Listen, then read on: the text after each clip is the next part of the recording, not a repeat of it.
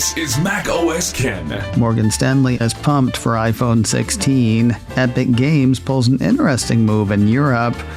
And Kim Kardashian is back on the Beats beat. It is Friday, the 16th of August, 2024. I'm Ken Ray, and this is news from Mac OS Ken. Brought to you by yours truly and supported by people like you, patrons through Patreon. Find out more and add your support at patreon.com/MacOSCan. Here is an interesting idea.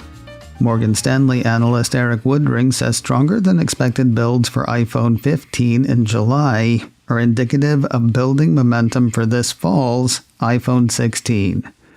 Seeking Alpha had the analyst upping his iPhone expectations for the September quarter by 2 million units to 54 million, an all-time September quarter build record, according to the report. Also, according to the report, the analyst said that the upward revision for the September quarter reflects a continued late-cycle iPhone 16 strength, as builds for all other iPhone models are unchanged, though it was not clear if the trend reflects upgrades due to the anticipation of Apple Intelligence or other factors. One wonders why buyers wouldn't wait to see which models Apple intros this fall will do the Apple Intelligence thing. Then again, I've not been paying close attention to summer sales promotions from carriers. As for those next phones, Seeking Alpha has analysts expecting between 85 million and 95 million iPhone 16 builds for the December quarter. That said, Woodring leaves open the possibility of an adjustment in early to mid-October once the world gets a look at early pre-order and sell-through data. Mr. Woodring has an overweight rating on Apple shares. His price target on the shares is $273. One psychological barrier for AltStore Pal may have been brought down by Epic Games. AltStore Pal is the open-source app that is designed to distribute apps in the EU from independent developers, according to a piece from Mac Rumors. The alternative iOS App Store had charged a €1.5 plus tax annual subscription in order to cover Apple's core technology fee, though now the report says it is free for users thanks to a mega grant from Epic Games. Speaking frankly, I have not been impressed with the way Epic has handled its fight with Apple since 2020. But this is kind of brilliant. If you want to loosen Apple's grip on the ecosystem for iOS apps, making it free for people to poke around is a great way to do that. It hurts me to say nice things about Tim Sweeney. Kind of want to take a shower now, but still, this move is pretty masterful. And the largesse is not just for the noobs. According to Mac Rumors, AltStore said that existing subscribers won't be charged upon their renewal date, and that the AltStore team plans to show its appreciation for existing subscribers in a future update, though it did not go into details. Color me impressed. Apple is about to start doing something in the EU that developers are not going to like, and this time it has very little to do with Apple. A piece from 9to5Mac says the iOS App Store in the EU will start publishing the address and phone number of developers considered traders beginning in October.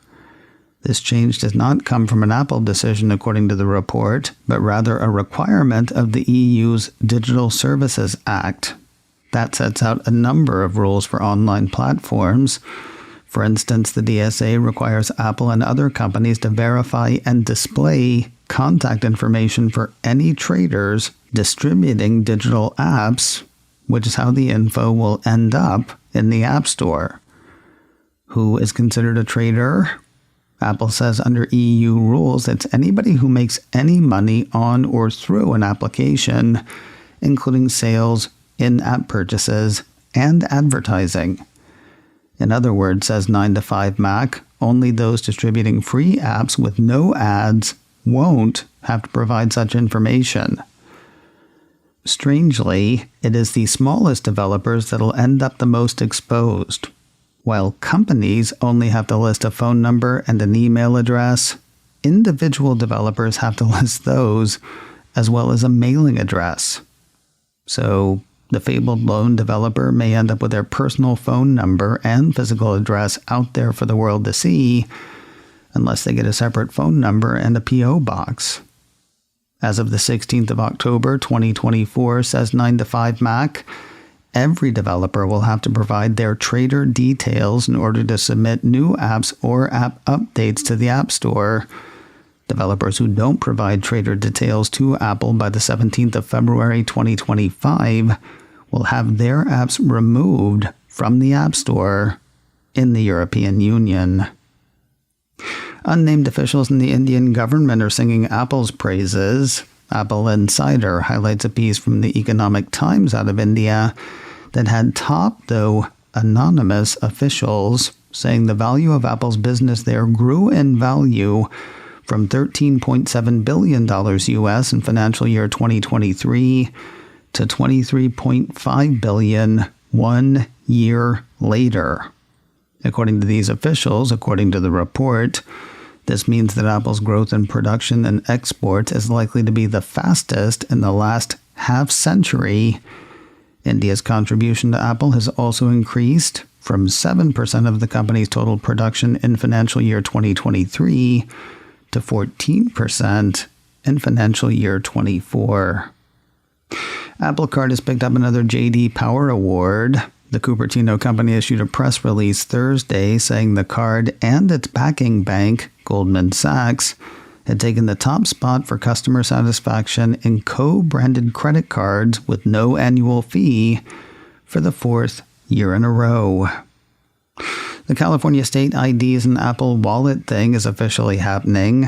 I told you last week of a Mac Rumors piece that had a secret site for the California DMV telling people that they could add their California driver's license or state ID to Apple Wallet on iPhone and Apple Watch. It wasn't a public site, though.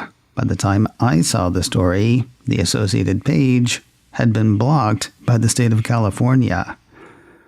That page is still blocked, but the news is now official.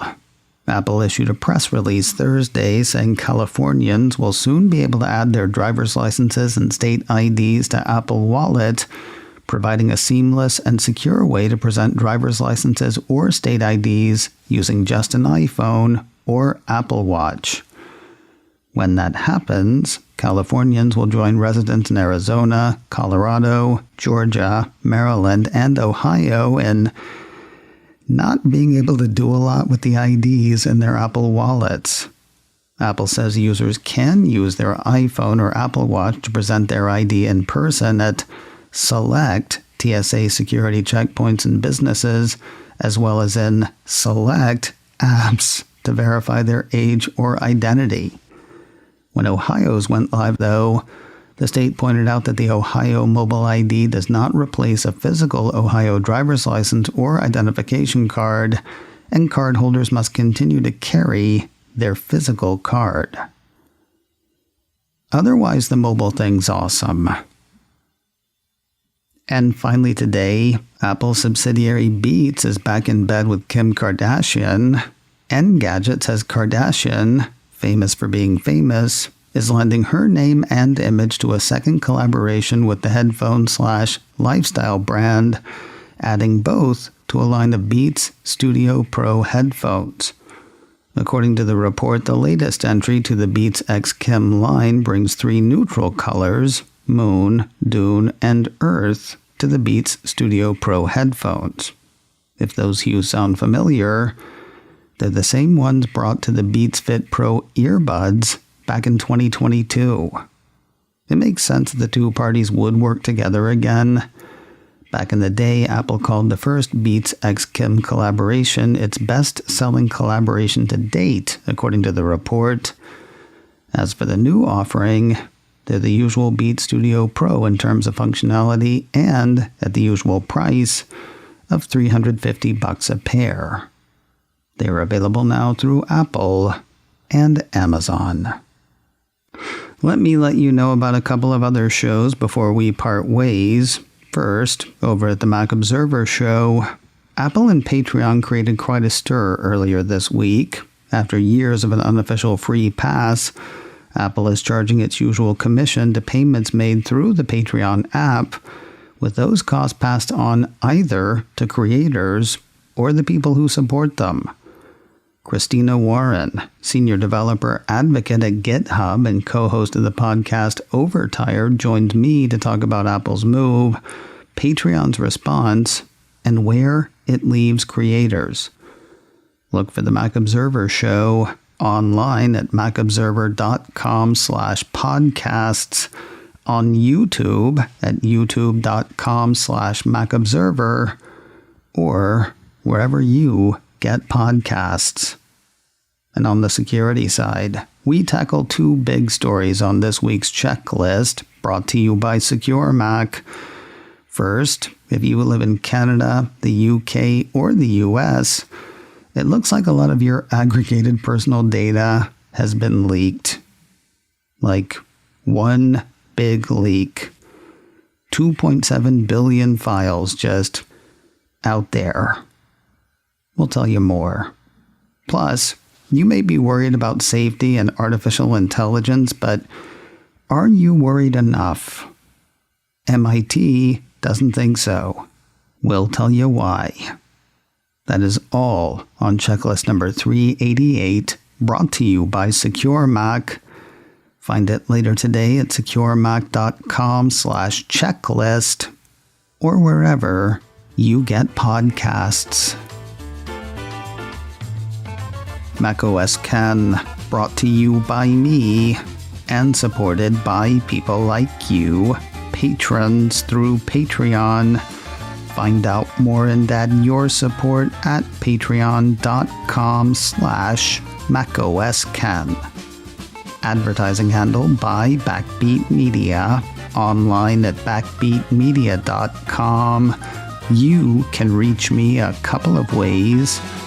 Info at macosken.com or call 716-780-4080. Until next time, that is news from macOS Ken. I'm Ken Ray.